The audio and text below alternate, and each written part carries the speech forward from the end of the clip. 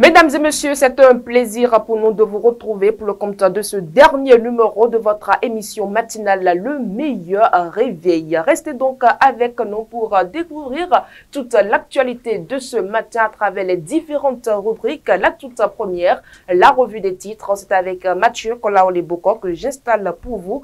Déjà sur ce plateau, Mathieu Kolaoleboko, bien le bonjour. Bonjour Latifat, bonjour à tous les amis internautes. Le week-end s'annonce bien, j'espère. On rend grâce à Dieu en tout cas que le Seigneur nous accompagne durant encore tout ce week-end. Beaucoup d'actualités par ici. En attendant, on va informer les amis internautes. La toute première rubrique, la revue des titres. Allez, et on démarre par, mesdames et messieurs, Adiaché News qui nous informe. Médiateur de la République, l'institution a perdu son attraction, datant le personnel démotivé, un peu engagé, plus de 20 agents partis de gré ou de force. Les usagers peinent désormais à obtenir satisfaction. Décès surprise du Sécu de Medjonou, dans la commune d'Adjara.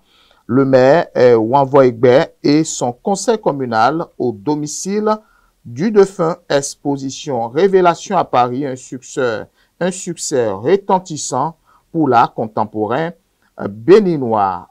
Audience au cabinet du maire d'Adjara, des questions de développement au menu des échanges entre Germain Wanvo Egbe et ses hôtes. Assemblée nationale, la deuxième session ordinaire de l'année 2024, clôturée ce mercredi pour la constitution de nouveaux avocats. Olivier Bocon et consorts sollicitent 15 jours, mais n'obtiennent que 5. L'audience reprend le 28 janvier prochain. Bénin intelligent, opérationnalisation des départements, une gouvernance de proximité en marche. La boussole a fait coup d'État, 4 milliards à la DGI et harcèlement électronique. Boko Omeki à nouveau à la barre le 28 prochain. Adorano et Salano écope de 30 ans de prison, acquittement pour Osé Ibo. A-t-il écrit la boussole, justement? Et puis, Nord-Sud quotidien, budget 2025, les mobilisations attendues des régies financières. Les 4 vérités a fait détournement de plus de 4 milliards de francs CFA à la DGI. Le verdict de la criette est tombé. Carlos Adorano et Blaise Sananon condamnés à 30 ans de réclusion criminelle et 1 milliard de francs CFA chacun, avec la confiscation de tous leurs biens et collectivement à 7 milliards pour dommages et intérêts à l'État. Et puis le progrès, décentralisation et gouvernance au Bénin, un développement équilibré des 77 communes est amorcé depuis 2016. Info Matin, procès pour détournement de 4 milliards à la DGI, 30 ans de réclusion contre Carlos Adorano et Blaise Salano. Matin libre, lutte contre le mariage des enfants. Don Wari Peul, un exemple qui fait cas d'école. Nous allons retrouver le pays émergent. Vœux de nouvel an en 2025 au consulat honoraire du Bénin à Abidjan. Son Excellence Ernest Noël Darbou célèbre la qualification des guépards footballeurs à la CAN 2025 et les performances des Maracaniers lors de la Maramonde 2024. L'autre quotidien, procès et détournement de 4 milliards à la DGI, un verdict lourd pour certains et clément pour d'autres selon l'autre quotidien. Fraternité, procès à la criette, un dossier vidé, le second en suspens, l'ex-régisseur de la DGI et son féticheur lourdement condamné, Bokoy Omeki, ont un délai de 5 jours pour constituer leur conseil.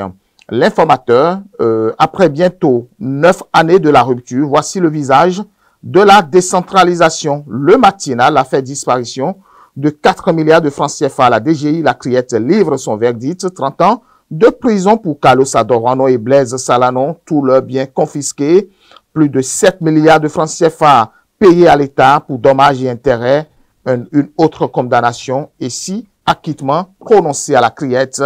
Libération, centre hospitalier et universitaire de la mère et de l'enfant Lagune en S. Omel de Cotonou. Pourquoi tant de césariennes aux femmes enceintes? Nécessité d'une action urgente pour recadrer les sages-femmes qui préfèrent les réseaux sociaux dans les salles d'accouchement selon Libération, le Télégramme. Procès disparition de 4 millions à la DGI, Carlos Adorano et Blaise Salanon, le Boucon condamné à 30 ans de prison, 7 milliards de dommages intérêts et plusieurs acquittements prononcés. La nation, mesure d'urgence pour le renforcement et en eau potable, justement, les travaux en nette progression. L'événement précis, procès du scandale des 4 milliards détournés à la DGI, lourde sanction contre Adorano et Salanon, 30 ans de réclusion criminelle. Mais en manchette, l'événement précis a fait tentative de coup d'État. Le procès Bokor Omeki renvoyé au 28 janvier 2025. Et puis, nous allons finir par Gatien News. Latifat, médiateur de la République, l'institution a perdu son attraction d'attente. Le personnel démotivé et peu engagé, plus de 20 agents, partis de gré ou de force. Les usagers peinent désormais à obtenir satisfaction. Et puis le maire Wanvo Egbe et son conseil communal au domicile du défunt, c'est-à-dire du décès surprise du sécu de Médédionou dans la commune d'Adjara. Exposition révélation à Paris, un succès retentissant pour l'art contemporain béninois. Audience au cabinet du maire d'Adjara. Des questions de développement au menu des échanges entre Germain Wanvo Egbe et ses hôtes. Pour la constitution, de nouveaux avocats, Olivier Bokor et consorts sollicitent maintenant Latifat. 15 jours, mais n'obtiennent que 5. L'audience reprend le 28 janvier prochain. Nous restons toujours avec vous pour la présentation de l'actualité de ce matin. Affaire Bokor Omeki et sur les débats reprendront ce 28 janvier à la Criette. Vous le dites, c'est si bien, beaucoup de quotidiens. Le procès de l'affaire de tentative de coup d'État contre Patrice Talon qui a débuté le 21 janvier 2025 à la Cour de répression des infractions économiques du terrorisme est actuellement à son 3e jour. Les principaux accusés, il faut le dire, qui étaient à la Criette hier, Olivier Bokor et Oswald Omeki, ont plaidé non coupables des accusations de complot contre la sûreté de l'État, corruption d'agents publics et usage de faux. Depuis le retrait de tous les avocats de la défense, le procès est en suspens avec des désaccords sur la composition de la Cour. Ce jeudi 23 janvier 2025, les prévenus ont exprimé des difficultés à se constituer de nouveaux avocats demandant un délai supplémentaire pour le faire.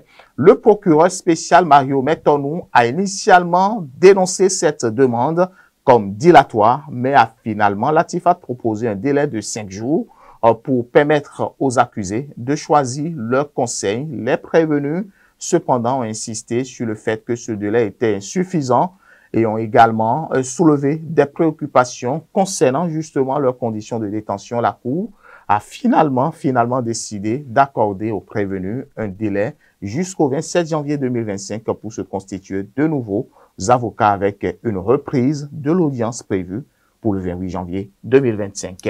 Autre actualité, nous restons toujours à la Criette. Détournement de 4 milliards de francs CFA à la DGI. Carlos Adorano et Blaise Salanon écopent de 30 ans de prison ferme. Sanction très lourde dans l'affaire de détournement de 4 milliards de francs CFA. La Direction générale des impôts, la Cour de répression des infractions économique et du terrorisme a rendu son verdict au thème de 4 jours de procès. Les principaux accusés, Carlos Adorano et Blaise Salanon, ont écopé chacun de 30 ans de réclusion criminelle avec une amende d'1 milliard de francs CFA.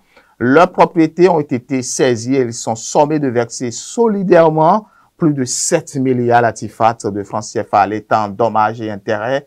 Également impliqué dans cette affaire, Marc Salanon s'en est tiré avec 7 ans de prison ferme et une amende de 2 millions de francs CFA. Cependant, la Criette a acquitté les autres prévenus faute de preuves irréfutables pouvant établir leur culpabilité. Il s'agit de l'ancien directeur de la gestion des ressources DGR, Lambert Ablé, Gisèle Salanon, Victorine Ounon, Paul Edo et Romain Arouessou. En effet, selon le ministère public, Carlos Adorano a été identifié comme l'instigateur du détournement qui transférait les fonds publics détournés à Blaise Salanon. Son féticheur, ce dernier, selon les procureurs, a également tenté de fuir pour échapper à la justice, signalons que le ministère public avait initialement justement requis contre Carlos Adorano et Blaise Salanon, tel que vous le dites, une réclusion criminelle de 30 ans et 1 milliard de francs CFA avec la confiscation de tous leurs biens. Marc Salanon et Gisèle Salanon devraient en presser qu'écoper de 5 ans avec une amende de 2 millions de francs CFA et les autres devraient être acquittés tout simplement. Hors de nos frontières, Mathieu Kolaole Boko Goïta annonce de nouveaux passeports dès le 29 janvier 2025. Oui, le président de la transition malienne et président de la Confédération des États du Sahel, le général Assimi Goïta, a officialisé la création d'un passeport commun pour les 3 pays membres de l'AES. Cette initiative, annoncée par communiqué ce vendredi 23 janvier, prendra effet dès le 29 janvier. Ce document de voyage unifié témoigne de la détermination des États membres à concrétiser leur vision d'intégration régionale et leur engagement envers la libre circulation des personnes et des biens. Les autorités ont prévu les mesures d'accompagnement pour faciliter cette transition. Documenter les citoyens des pays membres conserveront la validité de leur ancien passeport jusqu'à expiration. Parallèlement, les détenteurs de passeports affichant le logo de la CEDEAO pourront, s'ils le souhaitent, effectuer un changement anticipé vers le nouveau document de l'AES. Cette approche pragmatique permet d'éviter toute rupture brutale dans les déplacements des populations concernées. Dans l'actualité sportive, mesdames et messieurs, Lyon et Tottenham victorieux, Nice en perdition. Les résultats du jeudi, Mathieu. En début de soirée, la Tifat, vous le dites si bien, Olympique Lyonnais a été contraint au nul par Febenac 0-0, nécessitant une victoire la semaine prochaine contre Ludo Gourette pour assurer sa place dans le top 8. Dans le même état d'esprit, Tottenham a triomphé contre Hoffenheim, 2-3. Olympiakos a brillé sur le terrain de Porto, 0-1, tandis que le terrain, que l'AS a été surpris avec l'AS Roma, 1-0, mais plus tard toujours dans la soirée, il faut le préciser, la Lazio a confronté sa position en battant le Real Sociedad 3-1, pendant que l'Antache Francfort s'imposait face à Ferencváros Manchester 2-0, a également arraché une victoire face aux Rangers 2-1. En revanche, mesdames et messieurs, Nice a chuté face à Esvog 1-0, confirmant sa descente dans le classement, tout simplement la Tifat. Merci à vous, Mathieu Kolaole Boko, pour la livraison de toutes ces actualités. On vous retrouve, mesdames et messieurs, tout juste après cette virgule dans le forum matinal.